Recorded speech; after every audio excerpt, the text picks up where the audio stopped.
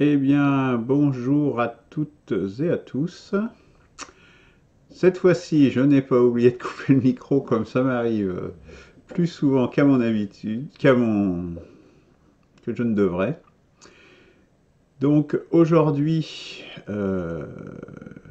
au programme, c'est la suite de cultiver l'esprit critique. Donc aujourd'hui, c'est euh, plus en détail sur un exemple.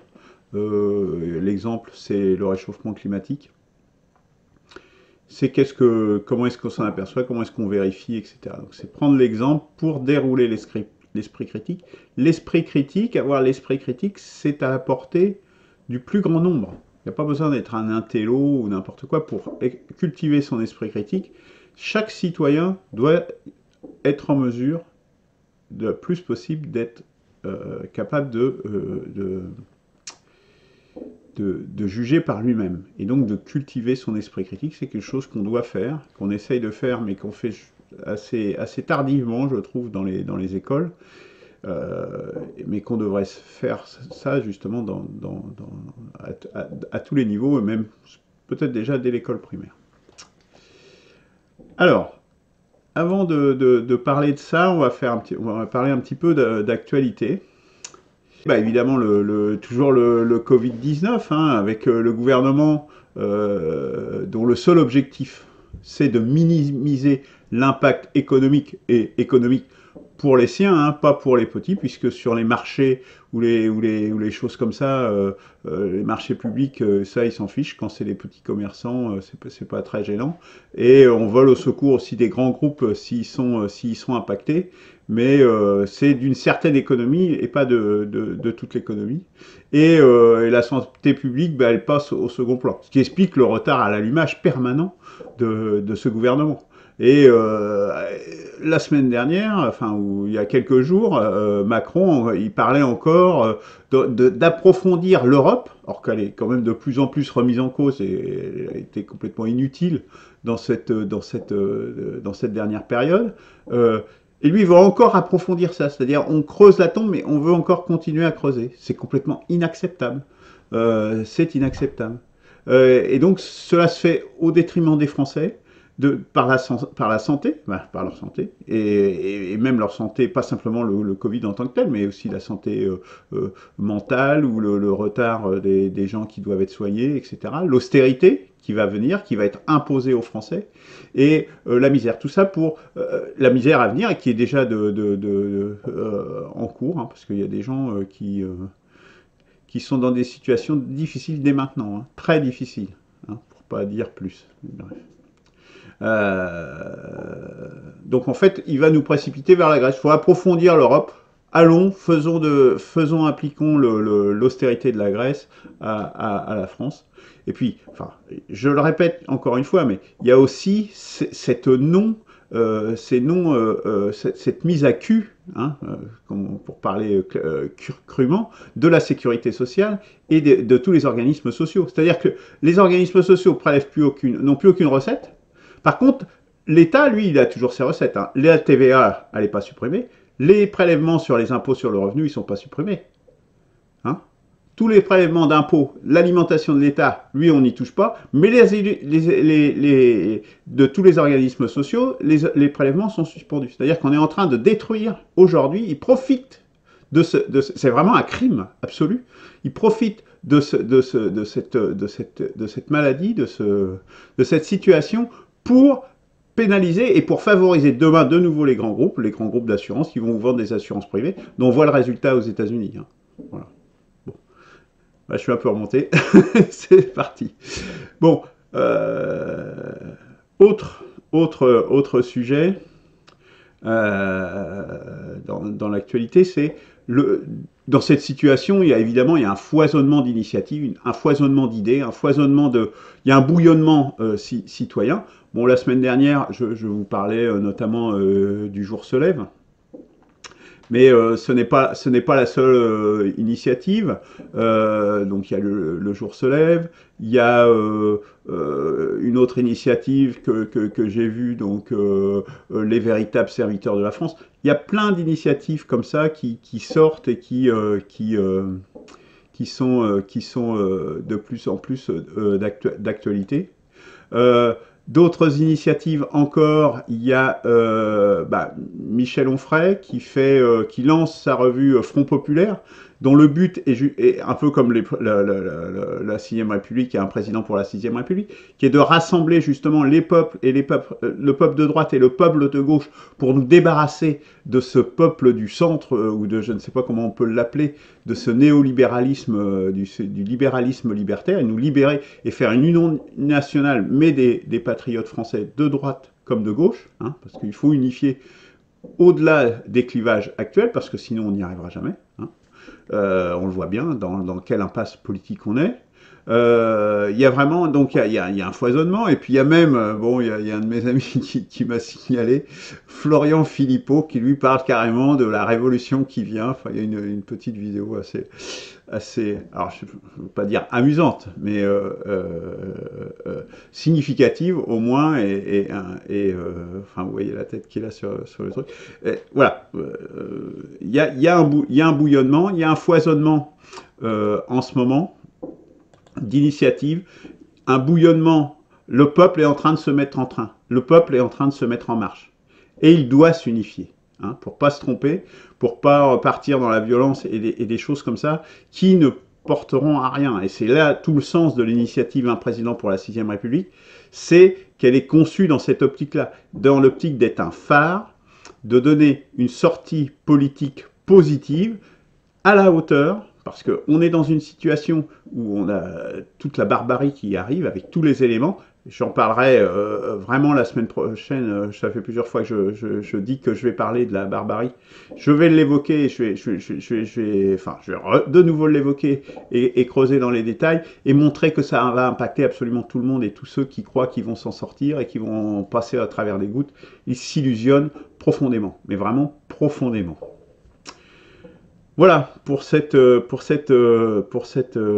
introduction. L'esprit critique. Et bon, donc on va regarder ça si vous le voulez bien. Donc cultiver l'esprit critique. Donc c'est la suite de ce qu'on a déjà vu précédemment. Bon, il y aura d'autres émissions, on aura l'occasion, voilà, dans d'autres contextes, etc., de revenir sur ça, parce que c'est vraiment une des parties importantes. Bon, j'ai différents sujets comme ça que j'avais travaillé, qui me semblent importants de partager. C'est pas réservé aux intellectuels, n'importe qui doit avoir l'esprit critique, de se poser des questions, et c'est une méthode très simple. Il suffit de se poser 2-3 questions pour pas se faire bourrer le mou. Parce que c'est quoi avoir l'esprit critique? C'est pas se faire bourrer le mou par les beaux parleurs. C'est ça l'objectif, c'est pas autre chose. Donc c'est très important d'être justement dans cette optique-là. Alors on va passer, je vais repasser très rapidement, voilà, l'antidote aux beaux parleurs. C'est vraiment ça l'idée. Et bon, après on y arrive plus ou moins bien. Mais l'idée c'est de se juger par soi-même avec quelques éléments assez simples. On peut arriver à juger par soi-même de ce qu'on vous raconte. Hein. Donc en se posant quelques questions très simples.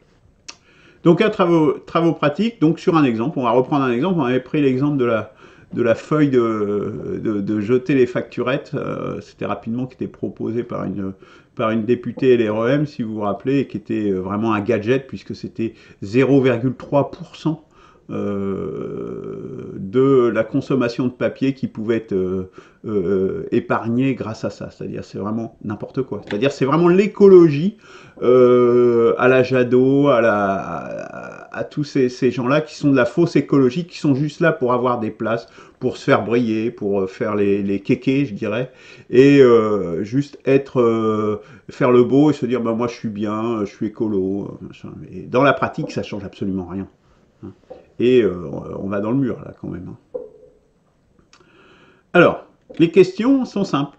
C'est qui, donc qui parle, quoi, qu'est-ce qui est dit, où c'est dit, quand ça a été dit, comment ça a été dit et pourquoi ça a été dit. Donc on va regarder l'exemple, le réchauffement climatique et son origine anthropique. Alors anthropique, ça veut dire par l'homme. Hein. Anthro, je sais pas quoi, je connais pas l'étymologie, mais ça veut dire homme. Chaque fois qu'on parle d'anthro quelque chose, ça veut dire homme, tout simplement. Hein, voilà. Faut pas se faire avoir peur des mots. Enfin, ça c'est vraiment un truc aussi. Moi je discute avec ma femme. Et parfois, elle a un peu peur des mots aussi. Hein. Je lui ai parlé des figures géométriques. Il y a des mots, on les utilise. Et puis c'est tout. Il ne faut pas en avoir peur. Ils ne sont pas réservés à des gens d'une certaine élite ou je ne sais quoi. Employons les mots. Moi, j'emploie des mots du patois normand, par exemple. Hein. Ça me pose absolument aucun problème, même s'il n'y a pas beaucoup de gens qui les comprennent maintenant, de nos jours. Mais c'est des mots de la langue française. Ça fait partie de la richesse. Les langues, une des barbaries que je citais justement, c'était on va passer de 4000 langues à 1000 langues. C'est une barbarie terrible. On va avoir c'est des visions du monde qui vont s'écrouler, qui vont être perdues, parce qu'il y a des mots, il y a des particularités, des façons de voir, des sentiments, des émotions même, qui n'ont deux mots. Je lisais quelque chose sur, je fais une digression là, sur les émotions. Je regardais une émission l'autre jour, une conférence là-dessus, où il y avait des mots, des émotions. Vous voyez, quand même, c'est profond les émotions. C'est ce qui vient vraiment du plus profond de soi, qui existait au Moyen-Âge et qui avait des mots pour ça en français. Et ces mots ont disparu et ces émotions ont disparu depuis. Vous vous rendez compte? C'est une part de l'âme humaine qui est détruite. Quand une langue est détruite, c'est ça que ça veut dire. C'est une part de l'âme humaine qui est détruite. Voilà. Est-ce qu'on veut aller vers ça et tous parler un anglais de mauvaise qualité, qui plus est? Moi, en tout cas, je le refuse. Et je ferai tout, et c'est tout le sens de mon engagement, pour éviter cette barbarie. Et ça, c'en est une des dimensions, mais il y en a des bien pires, évidemment. Enfin, celle-là, elle est importante aussi. Alors, donc sur le réchauffement climatique, alors il y a les climato-sceptiques, hein, il y a qui parle par exemple, donc on va dire, prenons les climato-sceptiques. Donc on a le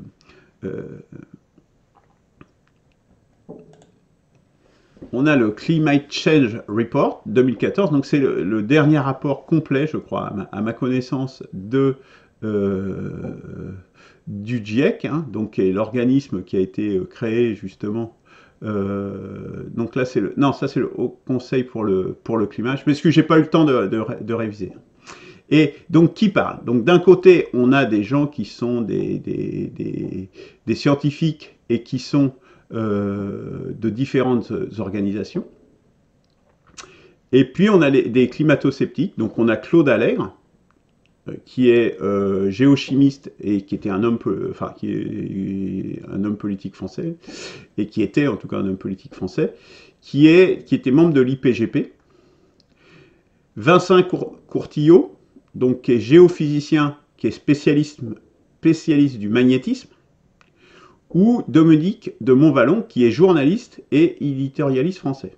Donc d'un côté, on a des gens qui sont des climatologues, des gens qui sont spécialisés dans l'étude du climat, et de l'autre côté, on a au mieux des géologues ou des géochimistes, des géophysiciens, ou pire, des journalistes. Donc déjà, qui parle, ça renseigne déjà sur la qualité et sur l'écoute qu'on doit avoir de quelque chose. Moi, si je vous parle de couture, par exemple, fuyez, parce que moi, j'y connais absolument rien en couture. Hein. Mais je pourrais faire tout un tas de thèses en disant, ouais, c'est mieux. Non. Qui parle, c'est ça que ça veut dire. Et ça, c'est une question très simple à se poser. Quelqu'un qui est un journaliste, déjà un journaliste de base, je coupe direct, quoi. Je n'écoute même pas ce qu'il dit, quoi. Déjà, il faut au moins que ça soit un scientifique, sinon ou un spécialiste, quelqu'un qui a une expérience de terrain, voilà. Mais un journaliste, déjà, à la base, il est mal barré, à mes yeux, déjà. Bon. Alors, vous voyez, déjà, qui parle? Donc, on voit déjà déjà, ça va donner une valeur à ce qui va être dit ultérieurement. La source. Donc le GIEC, qu'est-ce qui est dit? Qu'est-ce qui est dit? Alors, d'un côté, on a donc le GIEC, qui dit le rapport de synthèse confirme que l'influence humaine sur le système climatique est claire et croissante. avec des impacts observés sur tous les continents et océans. Bon nombre de changements observés depuis les années 1950 sont sans précédent au cours des décennies et des millénaires. Le GIEC est maintenant 95% certain que les humains sont la principale cause du réchauffement climatique actuel. Voilà ce qui est dit. C'est résumé, hein, c'est la synthèse de la synthèse du rapport de 2014. Voilà, il y en a un qui est en cours, qui est sous presse, je crois que c'est 2019. Voilà ce que disent ces gens-là. Et qui sont un groupe de scientifiques très très nombreux et répartis sur toute la Terre. Que dit Claude Lallègre, par exemple? Donc, il dit, donc le quoi toujours, hein, la cause de la modification climatique contemporaine reste incertaine et n'est pas forcément due à l'activité humaine. Donc, il nie pas déjà qu'il y a un réchauffement climatique, il dit simplement, bah, c'est pas sûr que ce soit les humains. Bon, ok, admettons. Et il stigmatise simultanément l'écologie de l'impuissance protestataire qui est devenue un business très lucratif pour quelques-uns, ce qui, là, pour le coup, est vrai. Puisqu'on le dénonce, on voit bien qu'il y a des gens dont c'est le business que vendre des panneaux solaires, par exemple, ou vendre des éoliennes qui produisent de l'énergie quand ils ont le temps, quoi. Alors, il y a par exemple le cas où ils disent également, qu'est-ce qu'ils disent? Ils disent le Groenland. Groenland, ça veut dire pays vert. Donc, c'est un des arguments qu'ils donnent à l'appui de leur thèse. Et en parallèle, ils disent il y avait des températures similaires au Moyen-Âge. Ce qui est vrai, hein, puisque moi, on a visiblement, ça c'est différent, ça c'est un graphique qu'on retrouve des modèles de climat et de température moyenne. Et donc, c'est suivant différents modèles. Hein. Donc, il y en a, c'est des mesures aussi. Hein. Donc, il y a, par exemple, celle qui est ici, ce sont des mesures qui ont été faites, alors, avec plus ou moins de précision. Hein. Ah non, ça c'est ça c'est instrumental, non, c'est à partir de là simplement. Alors, on voit très nettement, ici, que là, vers l'an 1000, effectivement, certains des modèles, ou même globalement tous les modèles, avaient tendance à amener, on frisait en fait le zéro, qui est la température de nos jours. Enfin, alors, je ne sais pas quelle est la référence du zéro, si c'est 1900, si c'est 1950, si c'est 2000, je ne sais pas. Mais bon, voilà, on est dans des c'est 2000, voilà. 2000, ça doit être 0. Non. Non, ça doit être 1950. Le 0 doit être calé sur 1950. Ouais. Et donc, on voit bien qu'effectivement, on est plutôt dans les mêmes eaux. Hein. Effectivement, dans les années 1000, on était un peu en dessous quand même. Mais bon, on n'était pas loin, on va dire. Sauf que ce qu'ils oublient de dire, c'est qu'il faut voir la tendance et les allures de la courbe. Effectivement, là, il y avait une tendance. Mais alors là, vous voyez la gueule qu'elle a, la courbe, là? Là, on est en train de... C'est ce qu'on appelle une croissance exponentielle. Hein. C'est-à-dire que là, on est parti. Ça, exponentielle, c'est vous multipliez par 10, vous multiplier par 10, par 10, par 10, par 10. Et ça, c'est d'un facteur, c'est une progression énorme, quoi. Et donc, on est plus du tout dans les mêmes cas où on est sur des tendances longues, sur des décennies. Là, sur quelques décennies, on voit que ça monte en flèche. Et donc, effectivement, et en plus, qui plus est, tous les modèles, là, on voit que les modèles, en fait, bon, suivant les modèles, ils divergent. Là, tous les modèles, ils convergent. Et ils disent tous la même chose.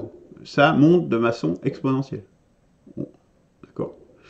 Donc, effectivement, factuellement, c'est vrai. Au Moyen-Âge, il y avait des températures proches de celles qu'on a aujourd'hui, mais voir la tête de la courbe, ça renseigne aussi beaucoup, hein, la dynamique dans laquelle on est engagé.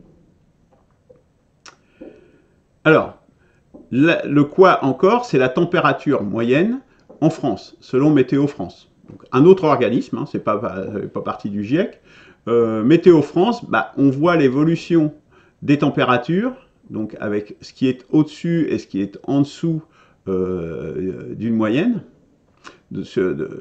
Et on voit que sur les dernières années, on est tout dans le rouge. Là. On est tout au-dessus et on continue d'être au-dessus.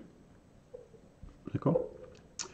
Encore un autre organisme, la NASA, sur la moyenne des températures de 1981, 1904, par rapport à la moyenne 1951-1980, voilà, l'évolution par rapport à ça, c'est plus 0,9 degrés.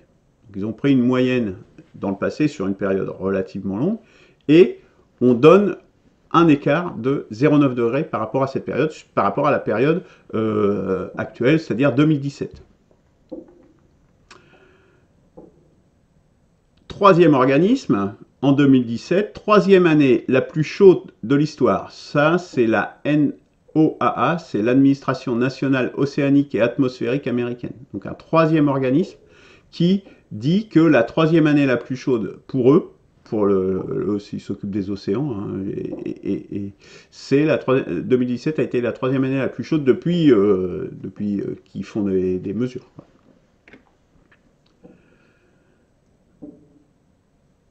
Le quoi, encore. Après, il faut se dire, ok, on me raconte tout ça, tous ces gens-là, ils me racontent tout ça, mais moi, comment est-ce que je perçois les choses en tant que moi-même? Est-ce que c'est cohérent avec ce qu'on me raconte? Est-ce que c'est cohérent? Est-ce que j'observe moi-même? Donc ça, c'est important. Est-ce que j'ai le sentiment, ou est-ce que je mesure, est-ce que je constate qu'il fait plutôt plus chaud ou plus froid? Ou moins chaud, plus froid? Bon. D'un autre côté, est-ce que je constate qu'il y a de plus en plus de voitures sur Terre? Autre question qu'on peut se poser, est-ce qu'il y a de plus en plus d'habitants sur Terre? Est-ce qu'il y a de plus en plus de consommateurs sur Terre? Toutes ces choses-là, on peut y répondre très facilement soi-même, en se disant, est-ce que c'est cohérent avec ce que j'observe moi-même, c'est-à-dire est-ce qu'il fait plus chaud, est-ce qu'il fait plus froid? On voit bien que les hivers sont extrêmement doux et une tendance à être très doux. Là, cette année, il a quasiment pas gelé de l'hiver. Et puis l'été prochain, je reprends cet exemple. L'été dernier, on est des sécheresses quasiment de 2 mois et demi. Hein. Moi, ça fait 2 ans, 2 ans qu'on est là-dessus sur l'été, avec des températures très hautes et surtout avec des records de température. L'année dernière, on a eu plus de 43 degrés, quelque chose comme ça, quoi, en plein centre de la France. Est-ce qu'il y a de plus en plus de voitures? Oui, hein, puisque à l'échelle mondiale, à l'échelle de la France, mais même à l'échelle mondiale, c'est encore plus vrai, puisqu'il y a plein de pays qui se développent, donc il y a de plus en plus de voitures, donc de plus en plus d'émissions de gaz et de polluants, fatalement. Et en plus, il y a de plus en plus d'habitants, c'est-à-dire que même ceux qui sont pas... qui n'ont pas de voiture, mais ils vont consommer de l'énergie, ne serait-ce que parce qu'ils sont habitants et puis qu'ils augmentent leur niveau de vie. Donc tout ça concourt à ce que ça augmente, que les effets, que nos déchets, et les gaz à effet de serre sont un des déchets que l'on émet, augmentent. Donc c'est cohérent avec ça. Alors, d'où parle-t-on? D'où vient l'information? Donc le GIEC, ce sont tous les pays de l'ONU peuvent y participer. Donc il y a fait quand même 100, je ne sais pas combien il y a de pays à l'ONU, il y a 200 et quelques pays dans le monde, et à l'ONU il y en a un peu plus de 200 je crois aussi. Les rédacteurs du rapport sont issus de 29 pays différents. Donc là vous voyez quand même que ceux qui parlent de complot, c'est un sacré complot là, hein, faut être balèze là, pour mettre tous ces gens-là d'accord pour dire la même chose. C'est des rapports reposant sur des études scientifiques sur toute la planète. Donc, hein. Et donc, c'est pas simplement sur les 29 pays, mais par exemple, la France, elle va aller peut-être envoyer un bateau en Antarctique, etc., pour faire des carottages, voir ce qui se passe en Arctique. Voilà. Donc, c'est en plus sur toute la planète que l'étude est menée. Les auteurs. Alors, à l'intérieur c'est une organisation qui contient des politiques, et d'ailleurs qui est à l'initiative des politiques, le GIEC, sous l'alerte de scientifiques, mais c'est une initiative politique, le GIEC. C'est à ça que ça sert, la politique. Hein. Avec des scientifiques, et à l'intérieur de ces scientifiques, principalement des climatologues, donc des gens dont c'est le métier. Euh, les relecteurs, maintenant, ça c'était les auteurs, maintenant les relecteurs, parce qu'il y a plein de gens qui relisent le rapport du GIEC, des scientifiques, c'est comme ça que marche la science, hein, c'est-à-dire il y a des gens qui disent des choses et puis il y a d'autres gens qui vérifient que ce qu'ils disent c'est pas des conneries, c'est comme ça que fonctionne la science. Euh, les relecteurs sont des scientifiques de nombreux pays, mais aussi, il y a aussi des gens qui n'ont pas forcément intérêt à ce que ça soit une origine anthropique. On peut penser par exemple à la Kasai Electric Power, donc qui est une compagnie énergétique américaine, hein. ExxonMobil Research and Engineering Company, donc Exxon c'est un pétrolier, hein. Mais il y a aussi Greenpeace, Météo France, etc. Donc il y a plein aussi de gens donc divers et variés, donc des gens qui sont plutôt neutres, on peut imaginer que que Météo France est plutôt neutre, des gens qui seraient plutôt opposés à ce que le GIEC puisse dire des choses qui vont à leur défaveur de la production de pétrole, par exemple, et Greenpeace, donc des gens qui sont au contraire plutôt militants dans l'autre sens, à tordre le bâton dans l'autre sens. Donc ils sont vraiment de tout ordre, les relecteurs aussi. Donc s'il y avait des critiques vraiment fortes qui pouvaient être émises, ces relecteurs les émettraient. Pour ce qui est des climato-sceptiques, comme je le disais tout à l'heure, donc leur provenance est d'origine diverse, hein, et puis, comme on le voit, en fait, ce sont généralement des journalistes, des géologues, des géophysiciens. Alors, ce qui est assez intéressant, c'est aussi de voir, alors les géologues, les géophysiciens, ce sont des gens qui sont vraiment des gens qui étudient la Terre, mais sur une échelle de temps extrêmement longue, plus longue que les climatologues. C'est-à-dire que, par exemple, la Terre, à un moment donné, c'était une boule de neige. Il y avait de la neige jusqu'à l'équateur.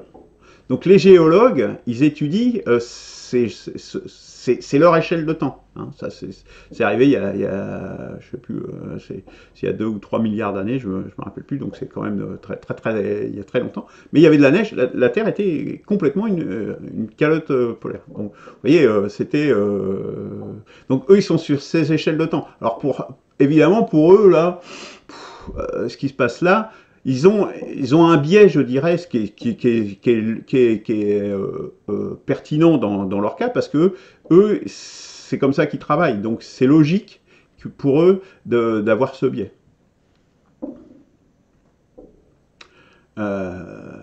Les rapports du GIEC, donc quand?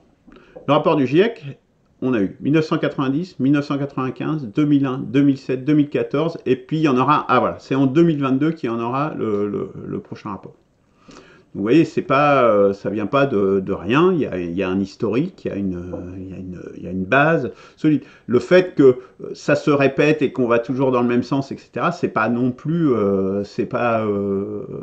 ça crédibilise, ça renforce la pertinence et la véracité de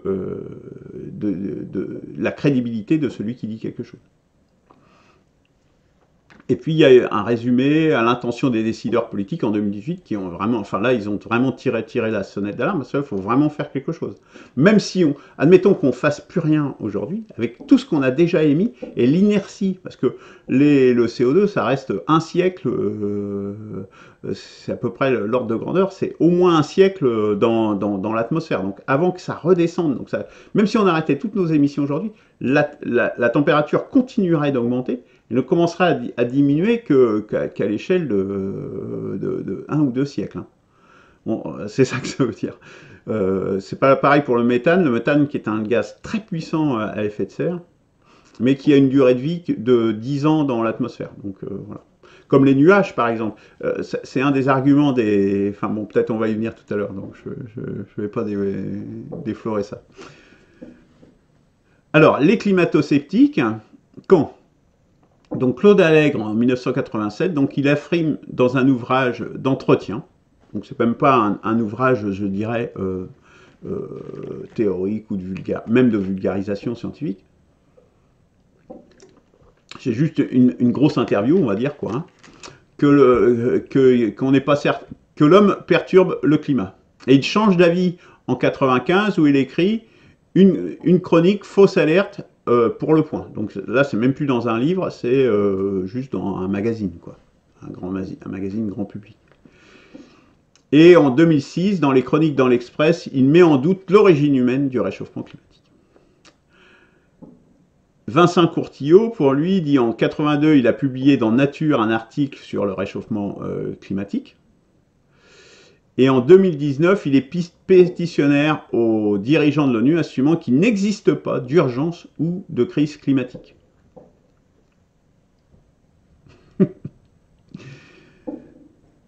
Alors, les partisans du réchauffement climatique. Donc, il y a les rapports officiels du GIEC, donc le comment. Donc, comment est-ce qu'ils ont émis leurs recommandations, sous quelle forme? Donc là, le comment, c'est le GIEC, ce sont des rapports officiels qui sont une émanation de l'ONU.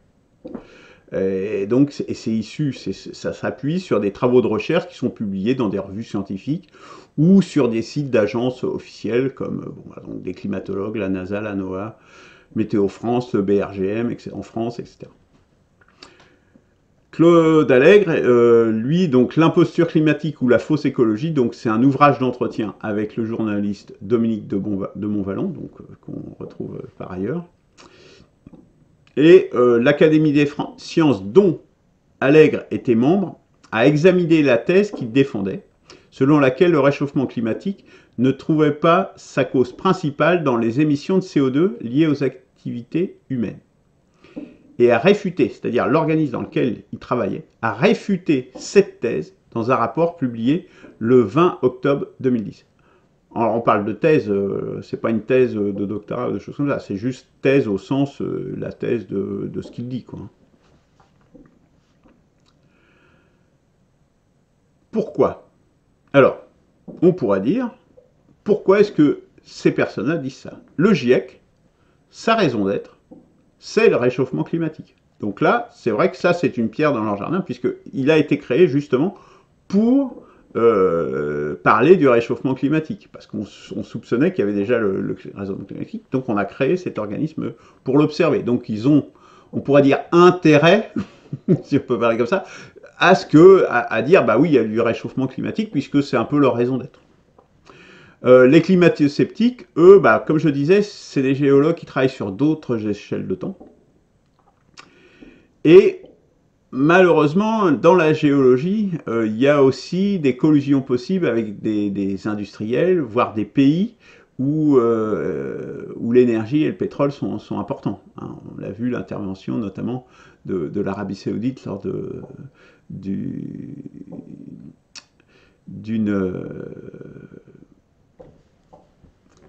conférence sur le climat à Copenhague. C'était directement l'Arabie Saoudite qui finançait les climato-sceptiques.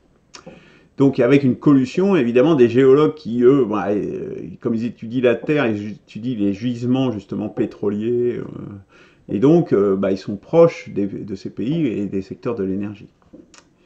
Puis il y a parfois simplement une volonté de se démarquer pour se faire remarquer, c'est important. Parmi les scientifiques, ce sont des êtres humains. Et le fait que l'on parle d'eux et qu'ils aient une notoriété, ça passe aussi par là. Hein. Donc par le fait de se démarquer plutôt que de dire la même chose que ses confrères. Et puis il y a d'autres acteurs hein, qui parlent sur le sujet. Il y a les industriels du secteur des énergies, et notamment des énergies renouvelables, qui eux ça leur crée un nouveau marché, donc ils ont intérêt à dire que il y a un réchauffement climatique pour vendre leurs éoliennes, leurs bidules comme ça. Et puis il y a l'écologie politique qui aussi tire profit de ça pour avoir leur fonds de commerce politique, on peut dire. Donc voilà les motivations, le pourquoi de ces acteurs, pourquoi est-ce qu'ils disent ça. Voilà, donc après avoir répondu et vu tout ça, je pense que avoir répondu à toutes ces questions, on peut se faire une idée et voilà, je vous laisse voilà l'exemple qui peser, hein. À vous de choisir, à vous de peser. J'ai essayé de poser les questions. Bon, moi j'ai aucun doute que le réchauffement climatique est dû aux activités humaines, comme plein d'autres pollutions. Hein. Enfin, dire le contraire, ça me semble assez fou. Mais faites-vous votre idée vous-même. Hein.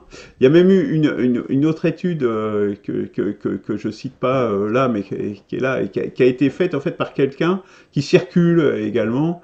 Euh, et qui a été faite par quelqu'un qui n'est pas, qui est même pas un scientifique, mais qui circule et qui a mis des choses avec, enfin, avec des courbes qui sont complètement fausses. Enfin, c'est dommage que je l'ai pas mise dans cette présentation, mais à l'occasion, ou si ça vous intéresse, vous pourrez me la demander. Parce qu'elle a été réfutée d'ailleurs par justement de vrais scientifiques qui démontrent point par point sa démonstration, qui fait une centaine de pages, un PDF, je crois, qui fait une centaine de pages, et point par point, ils reprennent tout ce qu'a dit cette personne, qui a fait une publication, mais dans un autre domaine, il y a des dizaines d'années en arrière. Et cette publication circule. Il faudrait que je retrouve le nom, mais là, ça va être un peu compliqué. Voilà, bon, je mettrai éventuellement sur le site. Voilà pour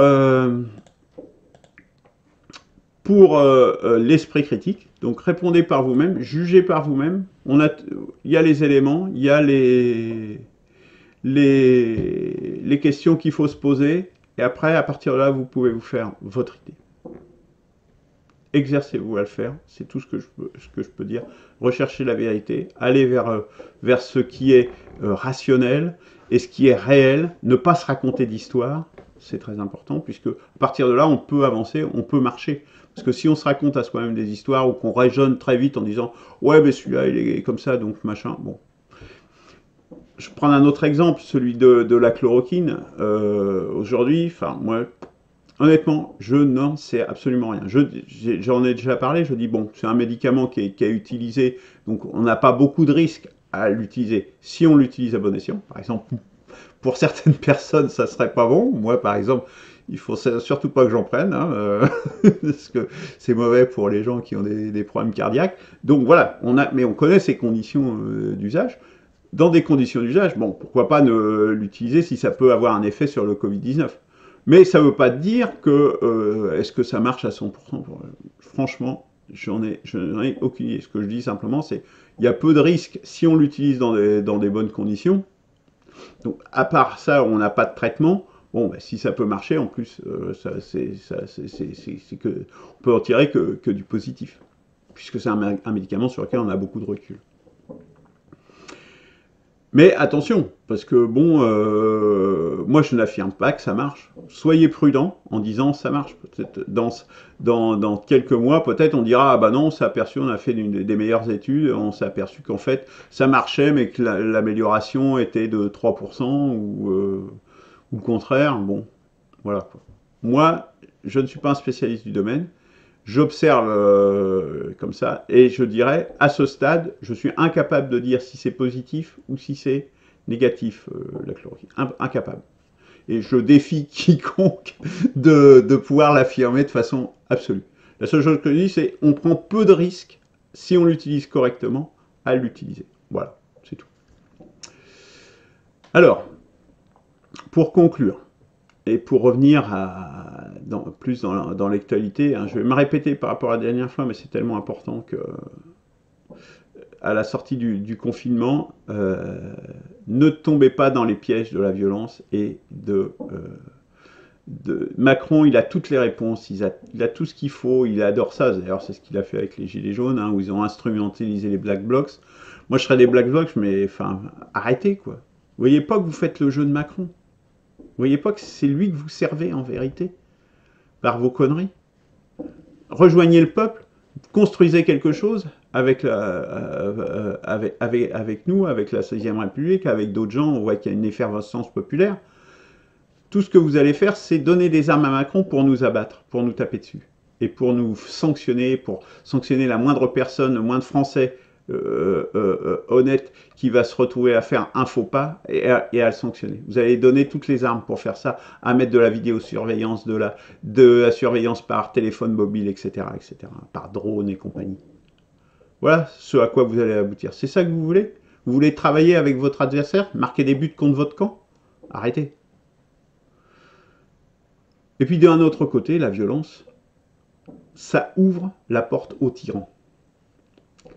C'est-à-dire que dès qu'on se met à rentrer dans un cycle de violence, il y a un mécanisme qui se met en place où ça va être les plus violents, les plus virulents, et pas forcément donc ceux qui ont le plus l'esprit critique, justement, et la tête sur les épaules qui vont diriger. Et on va se retrouver avec des loupards à la tête